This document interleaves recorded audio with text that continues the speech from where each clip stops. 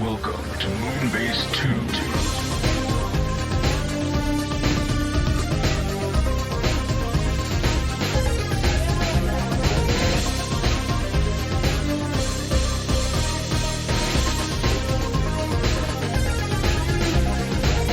Hello, everybody, and welcome to the Moonbase 2 podcast. My name is Andy, Decade Andy, and I'm joined this week by Don, Mike-chan. YouTube's #1 idol, Mike-chan. Hello, Yes. Mike-chan. Don. See, I'd rather be Chatterbait's #1 idol. I mean, if you tried your best, Mikey, and you sold yourself, you could get there. I can sell Andy, but they have to buy. How much morals do you have? I think the more morals you have, the less far you'll go on Chatterbait.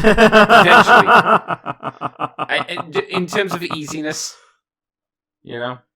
I suppose you could argue that for a lot of things, couldn't you? The less morals you have, generally, the farther you'll get, right? Well, I mean, if you want to do, say, Chatterbait, and the first thing you do is say, like, hey, I see this person who's doing something really popular. I'm going to rip them off, but also make it, like, way cheaper so that people will come to me first. And that is definitely no morals. Yes. Yeah, there's lots of things you can do. Lots of things. Don't be moralful. Please be moralful on Chatterbait. Moralful. It's the only word for the day, because it's not a real word. The word for the day is moralful. Moralful. How's it going, Mikey? You doing good? I'm alright. How are you? Yeah, same as usual, Mr. Mikey. One good thing, though. My money's actually started, so I'm getting paid again, finally. What's that like? Is it nice? It's nice to do like 3 months of work and not be paid. I went to the bank on last Monday, and went, oh wow, either I've been paid by my job or fingering those sailors down at the docks last night really paid off. It was one of the two. Did those sailors give you money? Yeah, it was a decent chunk because it was back payment from like October. How much time have you been down in the dock, Andy? A long time. I've been down since my money stopped, which was about mid-October. Yeah. So it was a nice surprise. I was like, "Hey, I got money again. What's that like? It's nice. I can tell you that." In terms of Transformers stuff, there hasn't been a huge amount going on. I can tell you that much. No real surprise. We are at that kind. When we meant to get a toy show at some point, at the start of the year, or did that come and go? I don't know, to be honest. Don't we usually get like a New York toy show or a Los Angeles toy show or something? Yeah, but like toy shows don't exist at the moment, do they? I don't know. Maybe it was one of those things that people talked about it originally, and then it got cancelled. Yeah, I think I remember something like that happened. Like they were talking about a toy fair, and then maybe it got cancelled. Maybe that was it. Maybe that's where my brain was going to. Either way, we do have a little bit of Transformers news this week. We're going to kick off with some Transfo news. I'd say we're starting off with some mediocre news from Dr. Wu, unfortunately. Stop me if you've heard this one before, news. Yeah, pretty much. So, Dr. Wu is doing the DWE11, the E14, and the E17. Because that's how numbers work. They're doing Acid Rain, Purple Lightning, and Solar Wind. So it's, as you could probably tell, repainted versions of their Seekers into the Rainmakers. Woo! And Sunstorm. Was Sunstorm not a Rainmaker? I think it's like Acid Storm, Nova Storm, and something else. It's not Sunstorm. Oh, okay. Is this meant to be Sunstorm, or am I stupid? It looks like Sunstorm to me, because it's got the reddy orange on it. That's what I thought. Maybe they're kind of just blending to be interchangeable at this point, because there wasn't a huge change between them. Well, I know that like originally it was like, oh, Sunstorm's one, and then the box set came out and said, no, the colors are wrong. Oh my god! Yeah, because what's his name? He's like bright yellow, and Sunstorm's more on the orange scale. Iron Storm, Acid Storm, and Nova Storm. That's it. Okay. Like this, I suppose you could say this could be the yellow one, but let's be honest, anyone who's getting this is getting it as Sunstorm. I guess. Is there a lot of people that are getting this in general? I don't know. I don't think so. I like Sunstorm, but I don't know. I thought you hated Sunstorm because you didn't like the Dreamwave comics. Well, I don't like the Dreamwave comic, but I think he has a good color scheme. Oh, okay. See, I that was like one of the first comics I picked up ever. The one with Sunstorm versus Omega Supreme. And that's what got me into Transformer comics. I was like, well, this is cool. This guy is like super cool looking. Obviously, he didn't really do anything, and he wasn't much of a character. Why was he super powerful? He basically the Golden Lagoon. He was a clone of Starscream, who basically dropped into like Golden Lagoon type shit, if I remember right. Right. Well, hang on. Oh no, I've got it here. He was also full of an upload from Vector Sigma. Obviously. And then basically saw himself as a god, right? Jesus. Yeah, like a proto-sentry. Yeah. And then he blew up. Then he blew up, yeah. These are micromaster scale, if you wondered, so they're not big boys, but if you were like, hey, I like these Seeker molds, but I don't like the colours, maybe these are the colours for you. Do any of them stand out, Mikey? Because they haven't really given... well, for instance, Acid Storm doesn't have his camo flare, which he had from the Universe toy, which made it kind of interesting. None of them have any real flair to them. It's just, what if purple, what if yellow, what was They're green? all basically the same, except the Acid Storm one has less colours than the other two. It seems like that's the case, yeah. Which is weird. I don't think any of these look rather cheap to me. Kinda. I think you can do if they, you know how he's got like the kind of metallic-y green on him for Acid Storm specifically. Yeah. I think if you dotted that around in a few other places for the jet mode, it would help because the jet mode's probably his worst mode because it is just like solid green. Yeah. At least with the other two, there's a bit of white on the purple lightning, and he's got his red and white stripes, which again help. Quite a bit. Acid Storm has grey and white stripes. Grey does not stick out super hard against green. This is true. It's a weird choice. It's a weird choice. He's probably the worst one. I think I actually like Purple Lightning the best out of these guys. But he looks a little bit generic-y. Yeah, he does. Which he was, I suppose. But... Yeah, that's true. That's true. Anything gotta say on these, Mikey? Not really. None of them really do much for me. That's the problem. There's just so little to talk about here. It's just like, what if hey, we had this mold that we've been done in every other variation we can think of. What if these guys?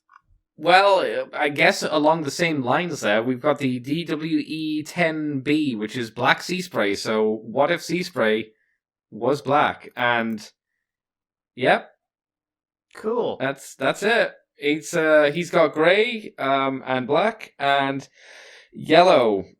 Oddly enough, I would have thought they would have gone for red for like his eyes and like the in quotations glass for his Seaspray mode, for his hovercraft mode, but no, it's gold, so it kind of just vanishes a little bit.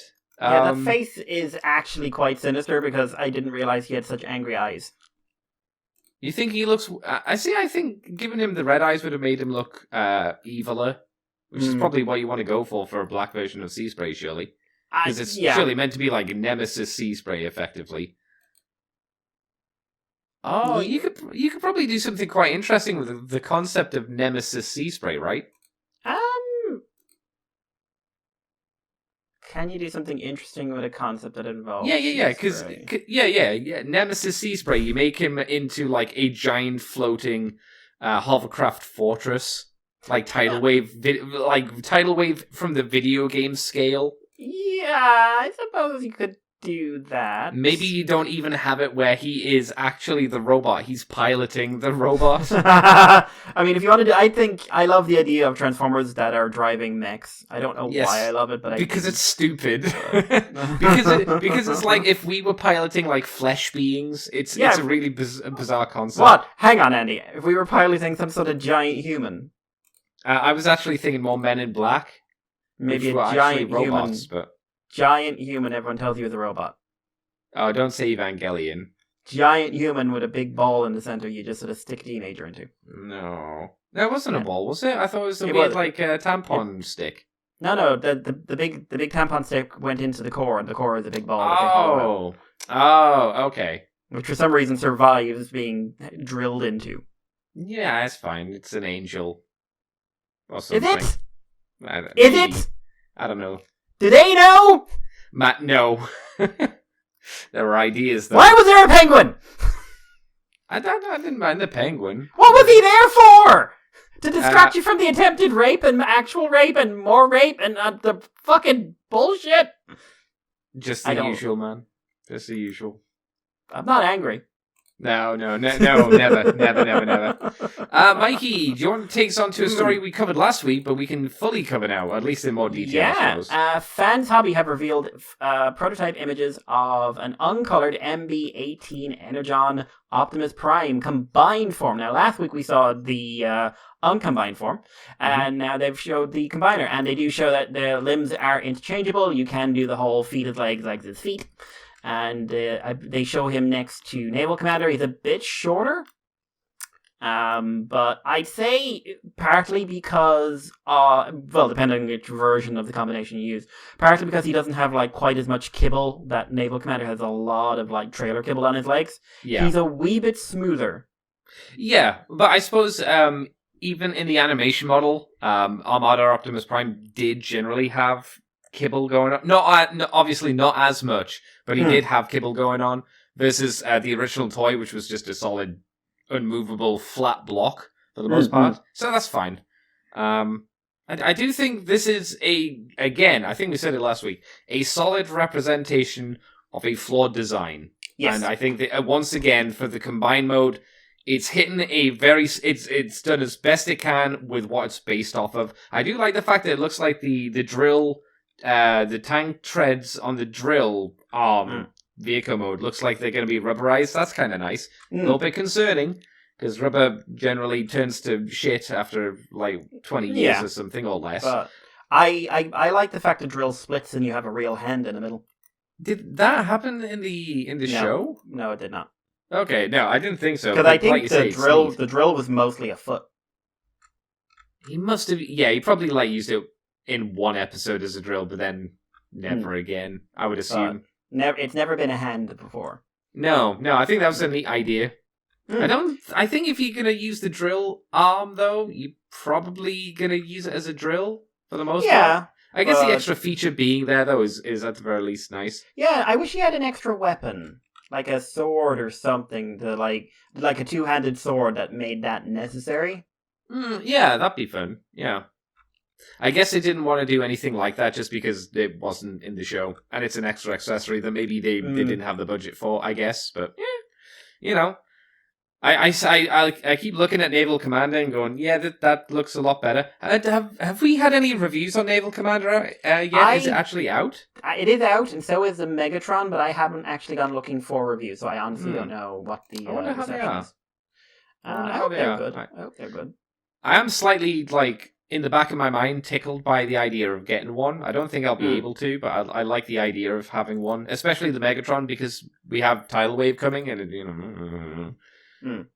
it would be hard for me not to potentially fork up the money for a Tidal Wave, and it'd be nice to know if this is solid enough. Because if these are solid, then theoretically the Tidal Wave should be solid as well. Yeah, I know FansHobby had some issues early on, but I don't know if those have been dealt with or anything like that. No. Okay. Well, yeah. I guess there's not much else to say. He's turned out well combined. Mm-hmm. Oh, here's a question I suppose we could ask. Do you think they're going to do... Oh, what was his name? It's not Starsaber. Wing Saber. Wing Saber, yeah. Do you Which think was they'll do Wing Saber? Saber? Starsaber. It was. I don't know. Because they got the mechanic down, basically, for this. They can do it better than the original did, which was such a bad toy. Which turned into a bad character because they used the CAD, whatever the equivalent of the CAD models were back then. Yeah, he didn't. Oh, I just thought you meant in terms of a character, because he did nothing in terms of. Oh no, he did. Anything. He got mad at the not Shockwave, Shock Blast. Oh, Vegeta. Yes, who then got murdered and replaced by Six Shot. Yeah, sexy Six Shot with his amazing color scheme. Oh, I love that color scheme. It's so good. Oh yeah. I'm disappointed I never got that version of the toy. Yeah, I never had any version of him, unfortunately. Oh, really? Okay, yeah. He's another one of those designs we never got any again because of G1. Yeah, no, that's true. Yeah, I think the Shock Blast, the problem with Shock Blast was his vehicle mode was garbage, but his robot mode looked kind of neat. I just wish, there wasn't so much gimmick in that gun arm, Because it fucked that arm, basically. But I think if you use that design again and tweaked it, you could do an interesting figure once more. But G1. Or no, you do Megatron as the Hiss tank, Andy. Are you sure you don't just do G1? Are you sure? It's fine. No problem. Anything else to say on him? No. I think it's turned out fairly well for what it is. But the problem is what it is. The problem is not the toy. Yes, I think we'll probably repeat ourselves once we see coloured versions of it. But I'm happy to talk about it again once it comes out and just go, yeah, it still looks flawed but neat. Because I'm pretty sure that's what we'll say. Oh, damn. Megatron is like 132.95. That's better than I was expecting, to be completely honest. True. I was expecting it to be like 150, 200. I keep forgetting how much third-party toys are, and it really puts me off. Listen, you could look at it this way. Still about half the price of an average Masterpiece. Yeah, but I'm never going to buy a Masterpiece toy. Yeah, but if they ever did bring out that Armada Prime toy that got advertised back in yon day, that would probably have ended up costing 200. Look at Star Saber. I was about to say that wasn't a Masterpiece though, and it's like they probably would have put it out as a limited edition or like fundraise it yourself kind of figure. Yeah. You're probably right, unfortunately. Yeah, so weirdly enough, I said this before, weirdly enough, third party for the high end stuff is a little bit more reasonable than the mainstream. Yeah, you just need to discern what you just define as, reasonable. Exactly. You have to be willing to pay an insane amount of money. But sometimes people are. As I listened to a podcast today where someone said they had 4 of every Generations toy. What? Why? And I was just like, but you have children. Hang on. And they must eat. You mean like Generations as in the previous line that we really love? Generations. Every Generations. But why 4? Don't know. Was that explained? Don't know. Like, I could see, like, 1 out of package, 1 in package. I mean, I wouldn't do that but myself. But like, of every figure? Yeah, but no, I could, like, even for a crazy fan, like, I can see the logic behind it, because you want to have 1 out that you can play with, and you want to have 1 in box and look cool. Why have another 2? That's what I don't get. That's why I'm a little bit confused. What the other 2 represent? Do you have another one out of the package as well, so you can have it in the other form? Because then at that point, okay, you have 3. You're 1 minute in box, 1 in robot mode out the box, and 1 in vehicle mode out of the box. So what's the 4th one for? Why does that exist in the collection? Why not? Like, well, you got me there. But why not? Well, you got the money, I guess. Yeah, sure. Okay, I'll move on, Mikey. Shockwave Lab. They do an upgrade kit for Shattered Glass Jetfire. Titan Metroplex, what year is this? So it's 2022. This seems a little bit late. Okay. Yeah, probably the worst of the Titans. I think I can say that, right? Yeah, no, like when it was the first go, I'd be, Yeah, the first one, fine. But when you compare it to Triptychon and Fort Max, it's easily the worst of them. Like, Fort Max is it, but better. Yes. Yeah, no, yeah, you're 100% right. Yeah, I forgot. It's kind of based off the same idea of the mold. And the last one on the list here is Studio Series Core Shockwave from the Bimblebee movie. So, we have a missile effect upgrade kit for Shattered Glass Jetfire, but you could just use it on normal Jetfire, I would imagine. Quite a few bots. You would have thought so. A new version of their... Oh, they already did one for Siege. So it is just the same, just a little bit different. It's been tuned to work with this one, I guess. There's a light upgrade kit for the Titan Metroplex. A set of 8 small LED buttons to connect all over Metroplex's body. And for Shockwave, it's leg and arm fillers and a hose part. So, missiles, Mikey. What do you think of spam missiles? Honestly, they look really fun. I don't know if I go out and buy them, but to be honest, but they look like a really fun little extra. The fact that the wires are movable and everything else, it adds a lot of personality to it. It's something that Hasbro could do instead of like the gummy kind of blast effect. Yeah. This would be something I would like to see. Like, I remember one of the early Cyberverse Starscream toys had a gimmick that was like, you flipped it out and like they came out like that. I always liked the missile spam look. Yes, I don't think it works super well on that toy because obviously it was like a super low budget figure. So I imagine to make it was just like, it's a big lump of plastic. But yeah, the idea behind it is great. I love it, and like you say, the wires using wires for it, great idea, perfect. You put it in any position you like. Yeah, no, I honestly like it. He seems to come with like missile pods as well to go into, so that's neat. I assume they don't come with the figure, but that's at least some of them don't. But no. What about the light kits or the light nipples for Metroplex? You can dot a green ones, orange ones, and yellow ones all over the shop. Yeah, they don't look good. They look a little bit tacked on. They look extremely tacked on. Yeah. I don't know why this would ever be something. It's basically hard points that you just they're too. It's not like they're filling gaps. No. And then we're going to put these in, and there's going to be these little specks of light that I don't know, you turn on with a press or something like that, or magnets. You use magnets to turn them on. This is like big honking sticky outy bits that like they stick out as well. It's not like they're flush. Yeah.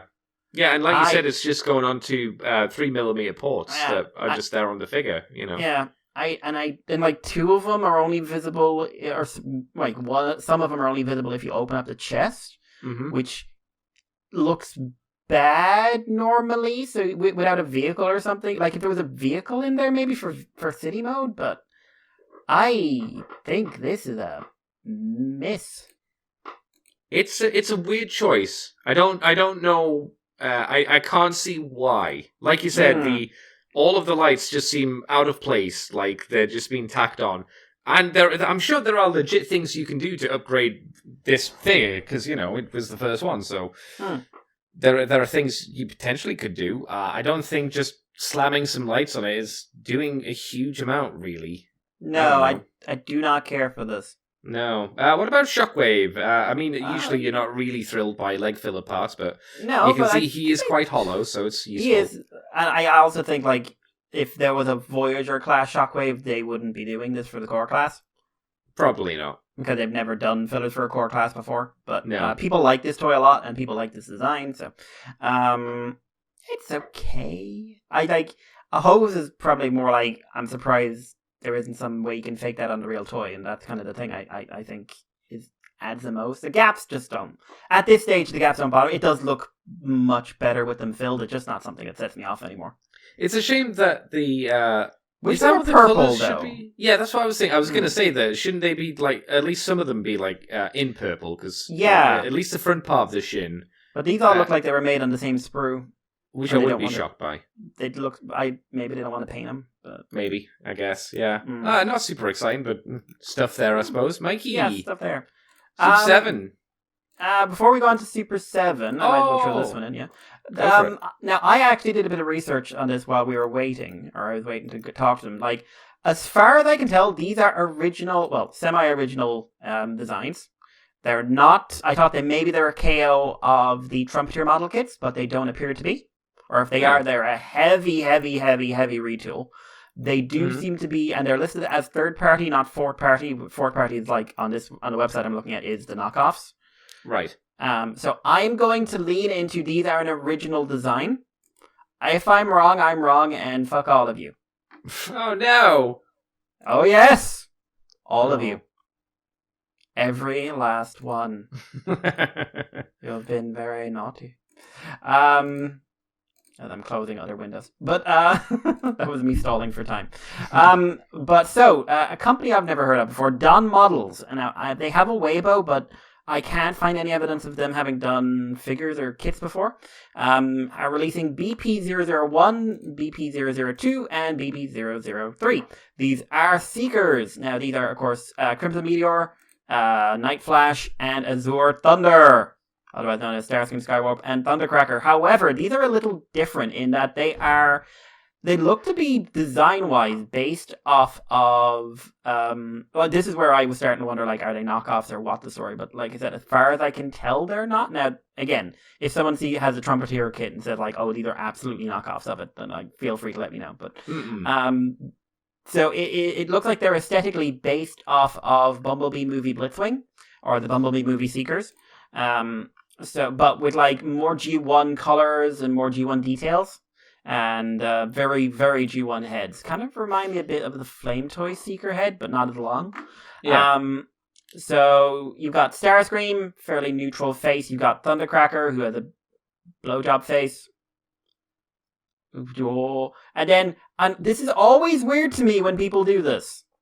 Then you got Skywarp with the smirk. Why is Skywarp getting the smirk? Why isn't Starscream getting the smirk? Why do every company, including Takara, keep doing this? Is it a deliberate thing? Who looks at Skywarp and think, there's a guy who's got a smirk on? Do you think it's a deliberate thing to make you go, I need the smirk head for my Starscream? Do you think if we look at a creepy kind of poo business... Maybe, except frequently Starscream's face, like it's not here, but frequently Starscream's face is all black and theirs is pale, so you end up with the wrong face. Oh, yeah, no, that's fair, yeah. I don't weird. know. It's weird, and I don't get it. I do not, under any circumstances, get it. No. Now, Starscream and Thundercracker are in fairly standard G1E colors. Thundercracker's got a bit more grey.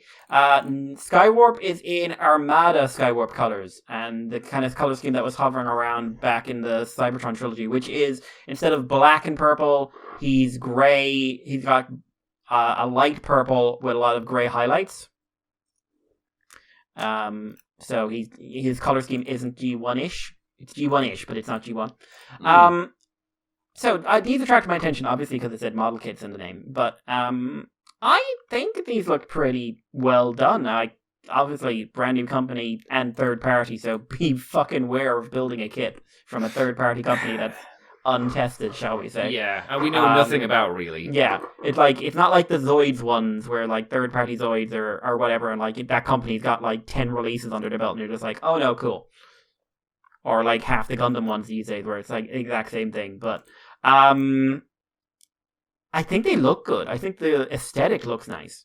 And I like the color schemes and everything else. Like, I would just be cautious about, picking up the actual kits without knowing beforehand if they were good or bad or indifferent, What's your thoughts, Andy?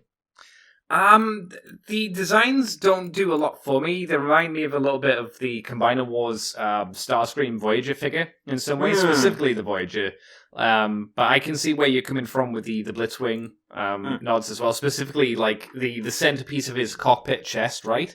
How it kind of sticks out slightly. That's very much like the movie. In terms of color placement on Skywarp and Thundercracker, they do not ring out to me as Skywarp and Thundercracker in terms of this color scheme. Obviously, they got blue, and they got the purple and black, but there's a lot more grey and white in there. They look almost more to me like, I don't know, more like drones, because their colors are a lot more sparse. Because when I think of Thundercracker, I think of a lot of heavy, solid blue. And I'd say, ratio-wise, there's more blue on a Thundercracker, and there's more purple or black on a Skywarp, and then you use the whites to kind of, or the grey, I suppose, for a highlight. So it should be like 80% blue, and then, I don't know, 10% or 20% white or something. This is much more of an even spread, or more so into the white, which I'm not a big fan of. The actual head designs, Why is Thundercracker got a pog face? Why has he got To be fair, nowadays, who would be the most likely to know what pog means? Well, that's true, but I'm not sure why he's pogging. Marissa's getting in the shower? I don't know. Oh my god! They're getting married! They're getting married, and no one can take this away from me. Mikey, you went for lewd, and then you went for wholesome.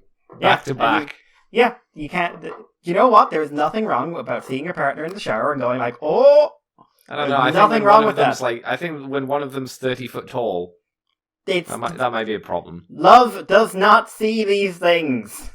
I disagree. I think you can easily see 30 foot tall dudes or ladies. I'm gonna say that. Love be blind or not. That's easy to spot. I don't know. I don't love these, basically. Yeah, I don't love them. They're interesting. I look forward to hearing what people say about them, but generally I'm just like, yeah, they don't do much for me. Shall I tell you, Mikey, about Super 7? Please do. React, if you will. Yeah, oh my god. Oh, very nice, very nice. Yeah, I was going to say this is not the fancy end of Super 7. This is kind of the, okay. end of Super 7, as we've got the Super 7 Reaction Transformer Wave 5 series, which are the 3 3/4 inch tall, 5 points of articulation on a very old school kind of box or little card. And in this wave, it's got Grimlock in Dinosaur mode, an RC, a Reflector, and Prowl. So very Decepticon heavy themed with one dude. It's as usual, quite hard to know what to say about these. 5 points of articulation doesn't allow for a lot. I think Grimlock probably looks the best because he's kind of cute, and he'd probably make for an okay desk toy. Just so you can kind of bump him around on the desk. Everyone else just kind of... I don't like his face looks a bit weird. I'd say it looks animation accurate enough. It's the mouth looks like too thin. I see what you're saying. Okay. I like his Anyway. stupid arms, though. I mean, his stupid arms are fun, but... And his big fat feet. Yeah, I thought I had a chance when I was away to actually see reaction figures in person for the first time. Oh, what do you think? They are strange looking things, because the first time you see them, they look really nice. And then the second time you look at them, it's like, these are getting worse every time. When you say they're getting worse, do you mean like series, or do you just mean the figure that you're looking at gets worse? The figure you're looking at, like, Okay. The more you look at it, it's like one of those things, like, I could see, like, oh wow, what an impulse buy. And an impulse buy, like, for about 2 days, 3 days, I would feel, like, so happy about. Like, oh wow, little desk toy. Boom. Cool. Next day. You don't really... It's just a worse and worse feeling as it goes on. Yeah, I can see that. I think these are better than pop vinyls. I mean, that I'll is say a low bar, but I will agree with you. I say that because I feel that these kind of dip into the same market for the most part. They feel similar in terms of what they're doing, but these feel a little bit better in terms of quality. Not a massive leap. I think RC looks a bit weird. Specifically, her face looks odd. It doesn't really have the RC look. Have not translated well in this, in my opinion. Not really. I think getting RC's animated, accurate head at this scale is probably quite difficult to do well. And I think this is a miss on that one. Even though I like the Grimlock, I think RC is definitely a miss. Prowl looks a little bit weird in the face as well, I'd say. And so does Reflector. All of them have weird faces. You mentioned Grimlock with his weird mouth. Both Reflector and Prowl have kind of... They have, like, you know those cats that have, like, a flat face? It kind of looks like that. Oh, yeah. When you look at them and you're like, that cat's ran into a door. I kind of feel that looking at these stock images. Maybe in, like, reality, they look a bit better, but, yeah, they have a lot of flat face syndrome. I would say, in some ways, Mikey, Action Master Prowl is superior to this figure. He has more articulation. Yes. Actually, does he? 1, 2, 3, 4... 5, he's got 6, more 7. gimmicks. Yeah, he's got 7 points of articulation. And he's got the gimmicks, like you say, yeah. Yeah, and I think generally the sculpt looks a bit better on Action Master Prowl. The only thing Action Master Prowl don't have is he doesn't have the door wings, which this does. There is that. But, yeah. Yeah, I don't know. These aren't for us, as usual. So they exist. I'm very happy with that. Mikey, do you want to take us on to, believe it or not, the last story of the yes, night? We have flown through. I haven't been distracting myself from the lack of news by looking at third-party Crossbone Gundam No. that cost 120, which is still slightly cheaper than getting like the Phantom Gundam. That's kind of mad. And these things are like 1/100 scale. Mm-hmm. By the way, how is there not a Phantom Gundam? Oh my god! How is there not a model kit of that? How? No one wants that. You have to buy really? the Rebel Have Tech. you seen it? Tech. Yeah, no one wants that. You have to buy the expensive Robot Damashi figure, Mikey. But have you looked at it? That no one wants it? No one Are you likes sure? it. Are Yeah, you no one sure? likes it. Yeah, it looks like shit. It looks like the RX-78. If the RX-78 was on fire and screaming? Yeah, so what's the difference, really? And then the Ghost, which is basically that in silver? That has to be the standpoint of Bandai sometimes. If it's not the RX-78, why bother? That's how it feels sometimes. Wait. No, while we're actually doing this, don't be fucking with me. Don't be fucking. They're fucking with me. They're fucking with me. What? Just came up right this second on Premium Bandai's website. High grade 1/144 Phantom Gundam, July 2022 delivery. Oh, really? I don't have any fucking money at the moment! What, is there an image of it? Yeah, is there an image of the new model kit or not? I'm sending you now. Oh, okay, so there is. Okay, I yeah, don't wanna have see any that. money at the moment. Why do you want things, Mikey? You should know better than wanting things. Oh, wow, yeah, whoa, wow. Yeah. If you buy this and then lord it over me, and I know you don't want to buy premium stuff because of the price, I will kill you and all your That's true. fleas. I've got like a premium Bandai Dryas to buy first, Mikey. Good luck. You're more likely to get this. Yeah, I know. Well, tits. I have to sell shit. It looks like, Mikey, you've got to take your words back then, I guess, don't you? They have done a high grade kit of this. Oh, you know what we should do? I should edit around it and just be like, oh, it's a real shame they don't do a master grade of this kit. I can't believe there isn't a master grade of this kit yet. No, just swap it out for Phantom for Ghost. Can't believe they haven't done the Ghost Gundam yet. Yes. Does Hobby Frontline have this on order? I bet they don't. They don't seem to. It's probably a bit too soon, right? Because I haven't heard about this. So maybe this has just recently gone up. Yeah, this is up in the last couple of days. But... Yeah, so their pre-orders seemingly will probably be relatively soon, potentially, I guess. But wow. Wow. Just try that was just rude.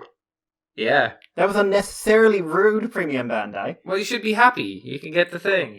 Maybe, hopefully. I mean, I was just in a podcast giving factual, well backed up information, and then you just turn around and say hey bitch. Yeah, you're a liar. I'm not lying, wanna bet? No. God, he's so pretty. Sorry. I'd like you could get two and do one in standard crossbone colors and then keep this awesome green one. I mean, if you got three, you could make the Ghost. Why did you say that? Why did you say that? I don't think that's a good idea because logically... They'll just do a repaint of it because they've got the mold. It's practically it's the same mold, right? Yeah, all they have to do is I think all they have to do is do different. the. Oh yeah, okay. They could just do that on another runner. Everything else is just inject it in a different color. Boom, they're done. They'll do that. There's no doubt. Unless this sells really poorly. If it sells poorly, then obviously they won't. But this sells out before I get the money together to buy it by selling a bunch of shit on eBay. I will hunt down Jesus. There's a real grade Evangelion EVA 1, which looks great, but it's Evangelion. There's that. As a kid, it looks amazing. It's a shame I just don't like anything about the show. I would get you that for your birthday, so you'd have to build it because you know it looks like a really good build, and then I would sneak into your house and put on a weird nightlight underneath it, so but it's one that turns on in the night. You don't know where the switch is, and every time go to sleep, it'll just start glowing, and then you'll wake up to go for a wee or something like that. And there's 3 versions of this kit. What? There's 3 versions of the real grade EVA 1. 3 versions. 3 versions. Yes, just sent you an image over Discord of the 3 versions. There's the original release, which I guess is the far left one. There's the one in the middle, which is the newest one, and then there's the one on the far left, which I guess is like a metallic version of it. What the fuck? I don't know. The one in the middle looks the nicest, I guess. They're doing a black version of the Shin Musha Gundam. The Master Grade? That's based off of... I have some experience with that kit. It's actually a really fun kit for, something that's based off the RX-78. Yeah, my friend Phil got the original Musha Gundam 8 years ago. And I always thought it looked like a fun kit. I'd prefer it, obviously, if it was like a high grade or something. Oh, yeah. But, because it is quite old. I prefer all the Shin 2 as well. The Musha 2 I don't like as much. I don't like the Musha 2 either. Hugely, if I'm honest. I'm sorry, we're completely off topic now, but Premium Band, did we see this guy? The Zaza? Zaza, that sounds familiar. Zaza, it's a Zeta. Oh no, yeah, we have seen that. It's a recolor of the green one that they used in the Unicorn series. Very, very Zeta. I think it's got some extra backpack stuff, but generally it's pretty similar to the one that came out. It's just a little different. I want it. No. I want so many things. Yeah, it's a problem. I have no kits to build, and the last kit I built, I stopped when I was almost done and had never gone back. That one from Legaim. Like, I got this armless thing on my desk, and I'm just like, I didn't really enjoy building you. Oh, you didn't finish it, though. I enjoyed the start of it, and then, like, halfway through I started losing interest, and then the kit started falling apart and things started breaking off. And I was just like, oh, this didn't age well. Literally. Yeah, this brand new tooling of an old mold did not age well. I don't get how this works. Who knew? But yeah, Transformers, right? Yay. So, as I'm distracting myself from Premium Bandai picking a fucking fight, like, not necessary. We were all happy. I was happy in my scoring, but no. Well, that's why they chose to tussle with you, because they saw you were doing well. No. Can't have that. We. All right, I'm actually just legitimately thrown by that one. I was not expecting it. We have pre-orders up for Phantom Gun. What's happening, Mikey? We have guest news from TFCon for people who aren't buying a premium Phantom Gundam. TFCon Los Angeles, March 11th to 13th, have announced 3 guests. Most of these I think are fairly cool. John Machida Jr. will be there, of course, voice of Blur, and I didn't actually know he did Punch and Counter Punch. But officially the world's fastest talking man. God, do you think it was hard for him to do Punch Counter Punch? Do you think that was like one of his hardest roles? Just, can you talk? Slower. Like a normal person. Stop it. Stop being fast. I don't want to. But so he voiced Blur, of course, and Punch Counter Punch, and has had lots of advertising and acting and everything else. So he's going to be doing Q&A autographs at the America's Ultimate Transformers Fan Experience, which is what we're calling TFCon now. Because is that what we're doing? I think it's their way of slightly saying, like, hey, there's another convention using a famous name coming up soon, but boy, do you not want to get involved in that. Oh my god. But that's not something I'm getting involved in. TFCon will also be holding the voice of Spider-Man. Josh Keaton, who I say because he keeps reminding people he voiced Spectacular Spider-Man. Well, it was like a really good show, to be fair. It was, and I get the feeling he's still not happy it ended.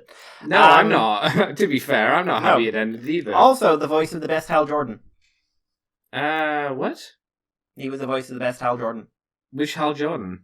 The Green Lantern Hal Jordan. Well, no. I mean, what show? No, Green Lantern Hal Jordan. Oh, he did that one? That was him? That was Josh Keaton, yes. Oh, damn. Yeah, he was really good in that. Man, it's just as well that show got to finish. Yeah, kind of. Fuck's sake.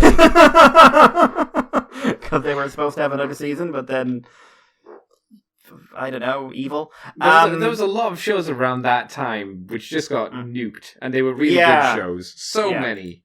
So many. It's been. I was looking at through cartoons that have come out recently, and I'm just like, some of these worked, but there's such a volume now of probably mediocre stuff. It's so hard to pin down what's worth trying. Yeah, definitely. Like, that's the thing. Like, there's such a volume of stuff out there that just like is because of the way streaming is now. It's just like media saying this is amazing, this is amazing, this is amazing, this is amazing, this is amazing. I'm just like, is it?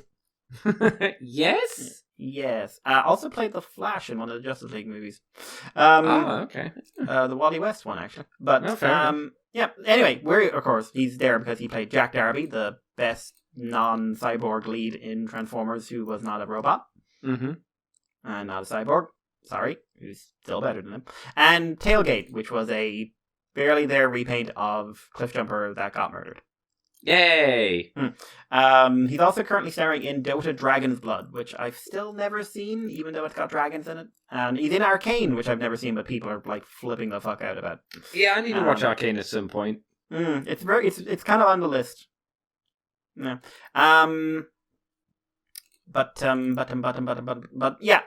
So he's going to be there for the same thing, and joining them is going to be Ed Bosco. Now, Ed Bosco, he voiced Ultra Magnus and Soundwave, as much as anyone voiced Soundwave in that show because they used too much reverb. In War for Cybertron, Ultra Magnus, as with everyone else, you can't really judge his performance based off of that because no one could. the direction was terrible. But I'm just looking through he's got a lot of anime voice acting credits. Guilty Gear Strive as well. He was in that. Vinland Saga, One Punch Man, Borat. These all dubs, which means Andy and I haven't seen them, unfortunately. So if anyone knows any of his Western shows we might have seen, let us know. But yeah, so 3 voice actors coming to TFCon Los Angeles, joining quite a large guest cast this year. And yeah, Andy, do you have any opinions on these? Are you going to be flying over there now? Oh no, I'd like to. I'd like to have any kind of holiday, but yeah, that's not going to happen. It sounds like it'll be a good convention, though. Oh yeah, like I'm just scrolling through. Like they've got how many voice actors have they got now? They got 1, 2, 3. They've got Wheeljack from War for Cybertron, Galvatron and Megatron, Bumblebee. They've got Eric Bauza, who played Drift, but I'm much more interested in him for playing Splinter. Frank Dodaro, oh my god, Alita. They've got at least 10, 12 voice actors coming. Like, that's a lot. Oh, yeah. Yeah, Grey Delisle is there. Well, to be fair, it feels like we've been talking about guests for their upcoming show for the past, few months, I think. Consistently, every week we've been doing it. But, yeah, John Bailey's there, but basically, John Bailey was going to be there, and they said, do you want to do something? And he's just like, I'm John Bailey, I'll never leave. But yeah. Why not, right? We do the same, to be fair. To be fair. We have a lot going on. Anyway, so that is the news, because there's nothing happening this week.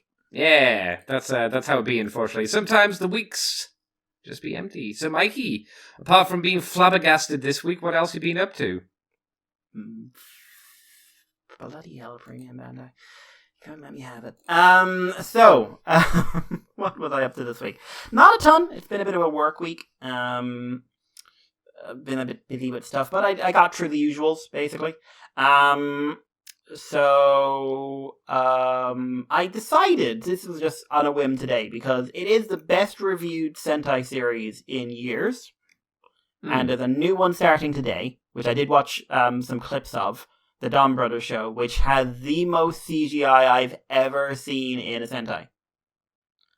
Down to 2 of the Rangers being CGI Rangers. Including, apparently, the main mech is no practical suit, it's all CG. Oh, that's cool. It's different. That didn't look too bad. The CG for the what was it? The Pink Ranger didn't look great. What was wrong with it? Oh, is that the really big, long, lanky one? But then, he and him and the black one are CG, and they both don't, they really didn't, don't process enough. It's pretty ballsy to have 2 of your main characters to be fully CGI, because, Navi from Go Kaiju, that's fine. Navi wasn't around a lot, and they also had the little practical mecha powers. Well, they are humans, but when they transform, they turn into that. Yeah, I'm not sure that's a good idea, because that's but your budget should be going towards the explosions and the fighting choreography, right? But also they're bringing back the change into old, because this is a direct sequel to Zenkaiger, which is a first, I believe. They're bringing back the Gokaiger gimmick of turn into the Rangers. Right. Do you think that's going to be the workaround? Yeah, I think you're going to have those 2 especially are going to spend a lot of time as someone else. It's just I can't see them doing this for long. I really, really can't.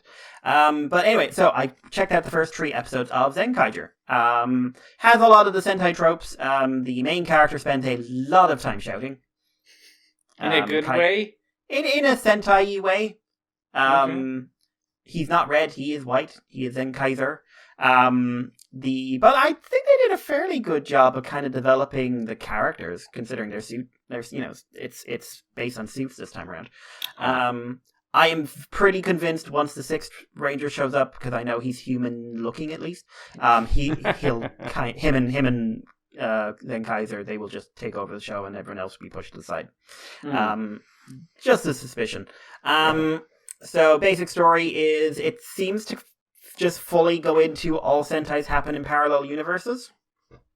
I assumed that's what was the case. No, didn't they for the longest time say that it exists? They're all together. And then, like, suddenly, like, I think it was Q Ranger was the first one which, like, actively said it was set in another reality. But, like, basically, all these old parallel worlds, like, every other parallel world has been trapped in some sort of gear machine thing. And we are on the last Earth in existence. No, don't say that, because there'll be another series. Don't say that. So, they are... The Kaito, his dad, discovered parallel worlds, and then some weird thing happens, and a bunch of robots appear, and they're from a different world that doesn't have Sentai in it, and they're all like in a robot-populated world called Kikinoids, and bad Kikinoids are leading the attack, and there's much shouting and Sentai-ish voices, and it's very goofy. Yay! But fairly well done goof. I will say fairly well done goof. And the suit designs, from what I understand, there's not a ton of like mechs in this one. There's not like a lot of auxiliaries and stuff like that, which is a first in a long time. I'm curious. I will watch a couple more episodes, see if I get a bit more into it. But I so far it's not really doing much with character. It's kind of gotten the 2D tropes down. Okay. So I like the pink one. She's a bit of a laugh. She fortune tells, and then one of them makes fun of the fortune telling, and she tries to punch him in the face. Oh. And the yellow is a robot who hates robots and thinks Earth is great because of all the cute animals. Okay, all right. And is really patronizing because of it. And red is an old man who has back problems. How many episodes are we into for this one? There's 50-something, I think. And how many episodes are we into it? Me, 3. Okay. So I'll try a few more, see how it goes. But yeah, so the new one started today, Dawn Brothers, and I'm curious of that just because of the theme. Like doing it in the Momotaro story is interesting, at least. So there's that. So then Digimon Ghost Game, caught up on that. Oh. Holy crap. Everything was okay according to your tweet I saw today. Nothing was bad. All the kids were fine and safe, right? This is where, like, the gory discretion shot comes in. I've never seen Digimon do this before. Like, this show has largely been, like, toned down the violence. It's got horror vibes, or, like, it's using the trappings of horror, but, like, everything's okay in the end. And then as we've gotten further into it, like, some Digimon died, but Digimon died. And you've added in the line about, like, okay, Digimon die, but they can come back without their memories. They're technically the different person, but we can pretend they're the same, blah, blah, blah, blah. And it's like, and then there was the one where a guy got absorbed by a tree. And it's like, I'm sure he's fine. I'm sure he's fine. And then there was last week where a guy got incinerated by magical fire, and they pointedly point out, like, humans don't come back. And I'm just like, oh, well, that's being played for emotion. That's being played for emotion. That's fine. This just has a Digimon going around eating people's brains. Why their brains? She is a scientist interested in neurology and seeing how it could contribute to her gaining some sort of new evolution path. How does she assume eating brains would allow the brain storage capacity to be integrated? I didn't ask. Okay. You gotta ask these. I ask, for a friend. She flat out murders and eats 2 people. I mean, she had a good reason. Yeah, and then she tries to do that to the main cast as well. But it was like, it wasn't just like, oh, we're going to assume he's dead. It was, she comes up, her mouth is opening at a guy, because she's a big spider, she's got a guy in a web, so the mouth's opening, drooling, and then gory biting sounds, gory cracking sounds, gory crunching sounds, people screaming. Followed by a character later on who literally just grabs the young child who's involved in all this, screaming, his head, she ate his head. And then we have the child looks over and he's clearly looking we can't see it, but he's clearly looking at a headless body right now. Which is like, holy shit! Digimon has never done this. They kill her in a rather unpleasant way too. They basically overfeed her. The spider lady. Yeah. Not with brains. Oh, okay. Not with brains. They basically say, like, you want to eat something, eat this, and they basically burn her from the inside out. Oh, man. Wow. I thought you said that this show was kind of mediocre from what I was getting. It was the usual. The last. I thought the last 3 or 4 had some odd not great endings. But I always liked the staging and everything else, and it wasn't amazing, but I was enjoying it. But this was like, if you like your like catch you off guard kind of like holy, this was like, how did they get away with this? This is never being adapted. Or this is like being adapted like, oh no, she numbs your brain, which is going to have a really, really hard to make that context work. Just like, what's she doing? Not eating him. It's fine.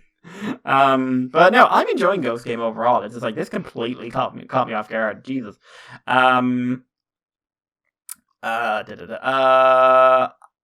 Boji, Ranking of Kings, was the next Osama ranking. I've been looking through my anime listings for the next couple of weeks. There's new season starting. By the way, Shield Hero next month. It's not going to be better than Osama ranking, though, let's be fair. No, but it doesn't have to be. It just has to be as good as last Shield Hero. That's true. So like I'm watching everything. I'm going through like marking off like what's a potential watch, but with my time at the moment, I just don't have time for a lot of shows. Okay. But yeah, Osama ranking episode 21. I'm going to say this with a preface of, in the realm of this show, this was the weakest episode. Oh, why did you think that? Largely because nothing much happens. Now, in a sense, nothing much happens. Because it's essentially two scenes. One of which is when you step back and look at it, is just the same thing being repeated 5 times. Which is smash, smash, smash, regrow. Smash, smash, smash, regrow. Smash, smash, smash, regrow. Which was quite fun. I did. Which was quite fun. I did enjoy it. Now, I am prefacing this that it was still excellent. Yeah.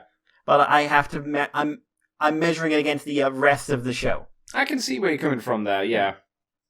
Like, I like the Miranjo stuff. I thought that was good, and the you know, you betrayed me for a second time. Yeah, just like, hey, buddy. What does that mean? Yeah, I was very curious, and then she very much clearly is like, at some point when that demon was a child, she pulled something that she shouldn't have pulled. Yeah, or something. Yeah. Which is interesting, because I was assuming, classic demon story. I'm very curious. I like seeing Boji's mom. Yep, yeah, we actually got to hear her talk, because it always feels like she says a few lines and then just... Yeah, it was just nice to hear from her again. Yeah, she doesn't get to do much, because she's dead. Yeah, but the being dead. But like, I liked it actually get added a bit more to her characters, because we've only seen her react to Boss and Boji. Which was like, embarrassed, the guy said, have my baby, hello, I've just met you. Yes. And, her little baby boy who needs constant minding. This is her just like, if I could reach across this river, oh boy! I'd love to. Oh boy. But then like, oh, I don't blame you, which I feel like that was weaponized. I don't blame you. Yeah. I was just like, I'm hurting you by not blaming you. I think it's because we don't know too much about her or what she knows. I think that's why we have this kind of ambiguous look of, is she weaponizing that or does she actually mean it? Because she might actually mean it. She might have heard like about Miranjo's life from the moment and just be like, yeah, okay, I get it. Yeah, she went through some shit, but yeah. It's still this show, which means there's always ambiguity. But yeah, we get like, we don't get all of Miranjo's backstory now, but there are significant chunks missing. But and then we get Boss versus Oaken, and it's just like, that's not a nice way to go. It was interesting to see because they kept saying like Boss's like, if we were measuring on strength alone, he'd be the number 1 king, and it's like, okay, I can see why. And then, like, he's actually stronger now because it's all compressed. Yes, I'm not sure how I like that, because, like, it's just his mind or his soul that's in the body. I'm not sure how the constitution of a giant could be shrunk down. Maybe his giant soul is bigger than a human soul. I mean, it's cool, but it's just one of those things of... I don't know. Okay, I mean, he's got the strength of Boss anyway, so he did drink the goo, so maybe the goo just... had that because it was mixed from him anyway, so maybe that was it. But it was an interesting way of taking out Oaken. It's I can't beat you. Okay, I'll just put you in something where you can't constitute from, so you're stuck. I like Despa trying to cover his ears. Yeah, well, yeah. To be fair, he probably wasn't happy to hear his brother suffering. And Boss is both very helpful and incredibly sinister in this one. Yeah, I still don't know what Boss. We still don't know what Boss's intention. Because he helps, but he doesn't come across as very kind. No. What with bashing his physically incredibly weak son in the face before he was stabbed. And then all of his subjects. The big 4 for a heal. What I will say, to think about the heal, I will say Daida using it did add the element of, I think it's been used enough now. Yes. It's getting a little bit too much. Yeah, it's because, like, you had healing, and then you very pointedly said it's her power, and she's burnt out of it. Mm-hmm. And, like, there's a really nice thing where Boss says, like, oh my god, that nearly killed me. How the fuck is she standing the whole time? Because she's a badass boy. But now it's just like, okay, are we going to go through, like, okay, all her powers are gone, and now Daida's going to save everyone over and over and over. And, like, just... It is concerning, isn't it? Yeah, because we don't want it to be the Deus Ex Machina of how do we help people? Oh, we just bring them to healing. She's the sensu bean of the show. And we've only got 4 to 6 episodes left. So, wow. Anyway, setting up for a big fight next time. It's going to be interesting, because I'm not sure how Boji's power would play out against his dad. Agreed, yeah. Because if you're adding in this whole he's more concentrated thing, his weaknesses are therefore less prominent. So, like, you know, he's probably going to be harder to take down. But, I'm very curious. I'm very, very curious to see how it plays out. And the last thing this week was Kamen Rider Revice, which was loads of plot. Certain rider tropes have activated now. Big spoilers to say what they are, but involving certain recurring themes about you should never trust a certain someone.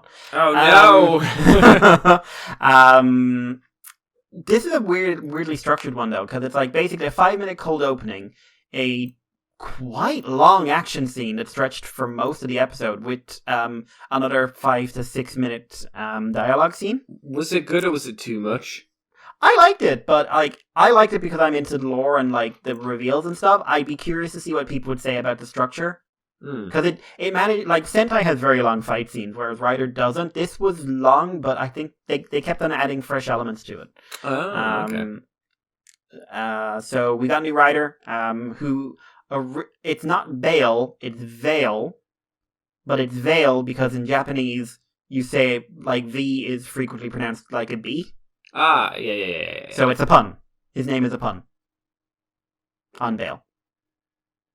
So, Kamen Rider Verbale, I will be calling him. So, Verbale. Not verbatim. The verbatim. He's there. His suit's interesting in that it is weird. It's like got really baggy pants and has this like prototype vibe to it. Which makes sense narratively. I don't like his transformation because, like, I know what they're going for, but basically it's just a use of a lot of black. And then, there's Veil in the middle of it all. But the suit works very well in practice, powers work very well in practice, and the actual character and plot stuff relevant to him is a lot bigger than I was expecting it to be. Right. Basically sort of dealing with the mysteries of the Igarashi family, because since at least episode 10, clearly something else has been going on with this lot. And if you actually want to go back further, since episode 1, there was 1 or 2 things weirdly hinted at. And kind of highlighting why Hiromi was really odd. The odd one out in terms of powers and stuff like that. So I enjoyed it. It is a dialogue-heavy episode, so please be aware of that when you're going into it, people. But episode 25, we're at the halfway point, and it's pretty big shit. Lots of character reveals. Some random woman gets eaten. Oh no! By a big hand. She was just standing in the wrong spot. Oh no! The stuff with GIF is starting to kick off. It looks like they're going to start trying to wrap up Kagero, which I hope they do a bit more than just like, and now Kagero's gone, because I like evil better than live. And it was good. A couple of criticisms though. I have one big criticism. In this episode, Vice was possessing Ikki half the time. Okay. Which means that the actor had to play both Vice and Ikki. And he's not good at that. And then you add in the fact that there's ADR over it to give it Vice's voice. And he just wasn't able to do the performance. Like, Daiji, I think, is quite good at doing Daiji and Kagero, Daiji's actor, because he's very aware of body language. Yeah. Like, he puts a lot of effort into the way he expresses himself and moves and stuff like that. There's another character in this who does a dual possession thing, who's a spoiler character I won't go into, but he's not the Deno dude, basically. No, I was going to say, like, he did a good job. He did. Ryotaro and Ankh yeah, are fantastic portrayals of that idea. Yeah. This felt like an actor who doesn't have the range, who was asked to be someone completely different when he didn't have the ability at the time.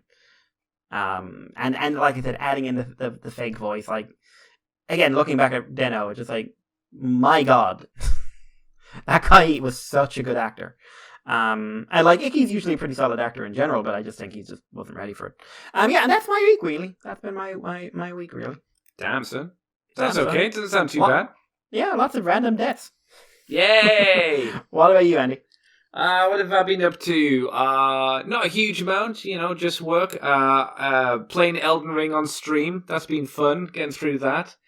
I did a video of my first playthrough, my first day. Yes, I saw that. I shared that on my own Twitter, actually. Oh my god, thank you. I did that. I put that together. I'm trying to think if I should keep doing them for like each of the streams, kind of compress them down into like a small, however long video. It takes a while to think of like the jokes to make and how to mush it all together, but I think it might be worthwhile to do something like that. It's probably a smart idea. And that's unfortunately like that's been about it. It's just like summer rankings. Watch that. Been watching more Gal Gai Ga. We're up to finally the point where the Prime Evil machines have just arrived on Earth, and they've just changed to the Gutsy Galaxy Guard rather than the Gutsy Joido Guard. So we've made that transfer. The episode where they actually introduced that is actually kind of a step down in terms of the visuals. Like, the actual animation is a big step down for that episode for whatever reason. I think they blew the budget on the previous few. That would have been the... is that the Zidon X one? The what one? Zidon X. I don't remember what the English is. The big bullet.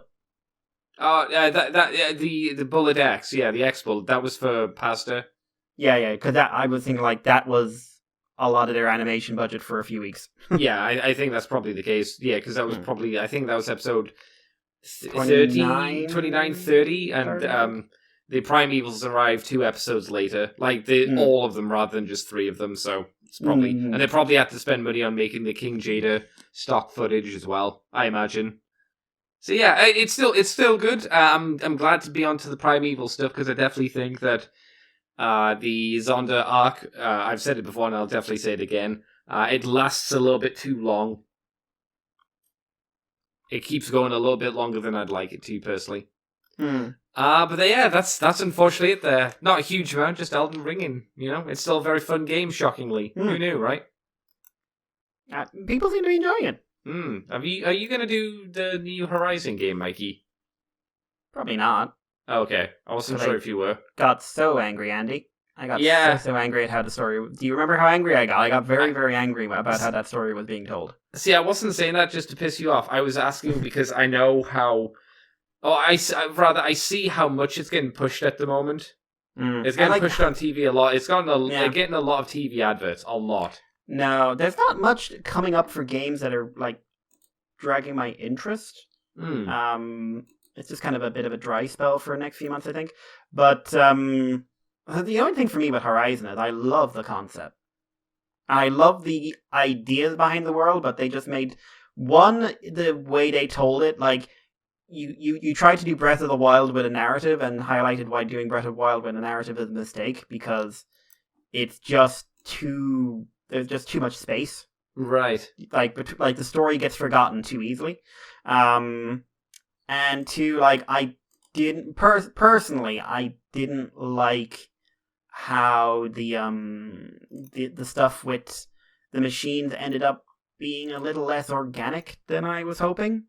It ended up being less of an ecosystem and more of a post-apocalyptic thing. And I think if the basic machines didn't have the kind of like animalistic intelligence I expected them to have, and they got locked down and just like, actually they're just robots carrying out a function, and I'm just like, I would be much more interested in this if they were like, robotic animals. However they began, like their AI evolved and now they're intelligent. I like animalistically intelligent.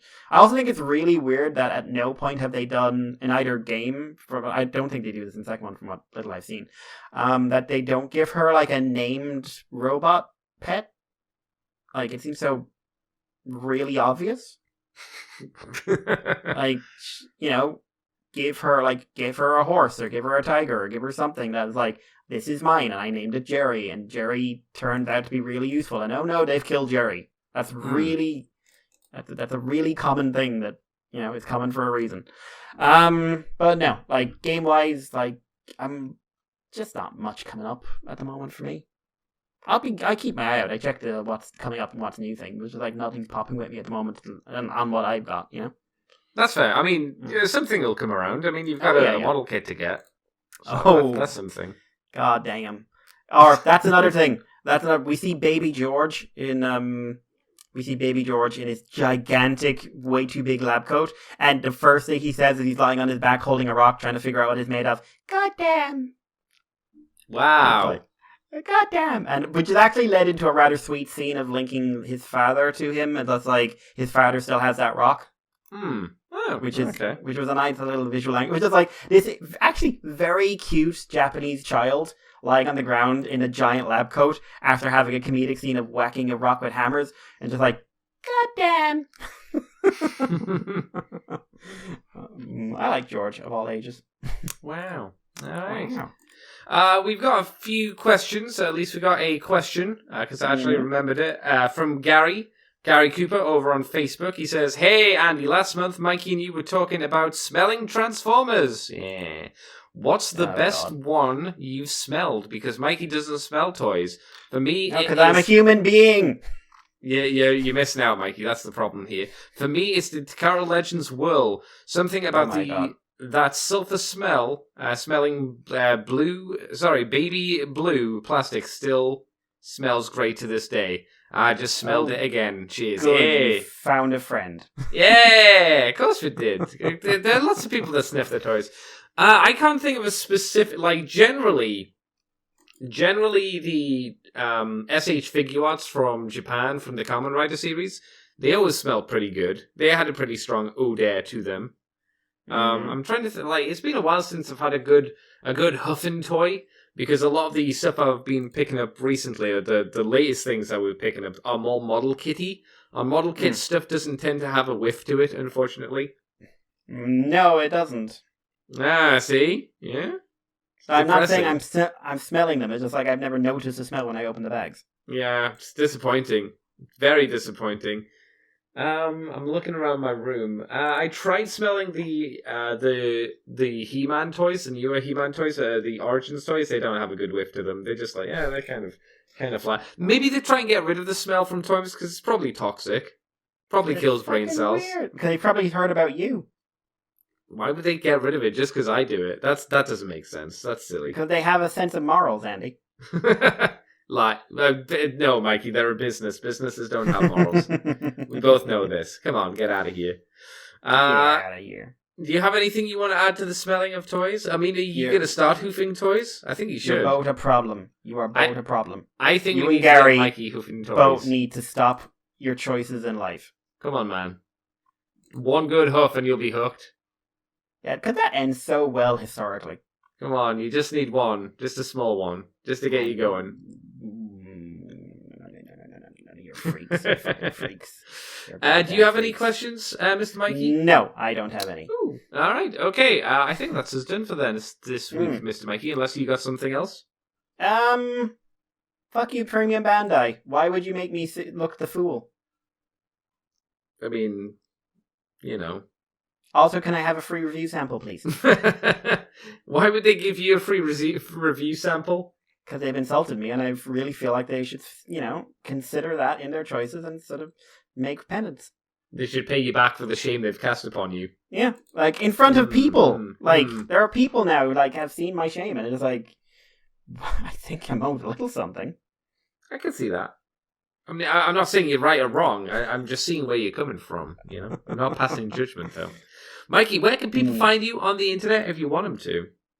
If you want to find me, you can find me on Irish Paleo on Twitter, or you can contact us on the Moonbase 2 on Twitter, on Facebook, and on Libsyn, and on all the other places. And if you want to send us an email, themoonbase2@gmail.com, please do. I was going to say I did something else, but I was just remembering, we presumably in the next week or so, the Steve Orlando interview is going to be out, so... That's right, yeah. It's up on Patreon still at the moment, but the free one will be out soon. My brain farted out there for a second. But anyway, Andy, what about you? You can find me on Twitter and Twitch as Decade Andy, on YouTube as Decade Andy as well. What a shock. You can find this podcast on Moonbase 2 forums on Twitter, iTunes, Facebook, Libsyn, and YouTube as Moonbase 2 Transformers Podcast. You can head over to patreon.com/Moonbase2 if you want to do $2 each month. You get the extended version from the files, Teletran 2. You get interviews and whatnot early as well. And you also get the Moonbase Woo Woo, where me and Mike talk about non-transformery things in more detail. Woo woo woo! Woo woo! So, until next week, everybody, thank you for coming on by, and thank you, Mr. Mike, for joining me. Fight me, bitch. Why? I don't want to fight you. Too far away as well. Buy me a Phantom Gundam, bitch. No, I don't want to. Give me money for a Phantom Gundam, bitch. I will come to your house. I will come to everyone's house. Everyone's house. Just show up outside everyone's house. Hello.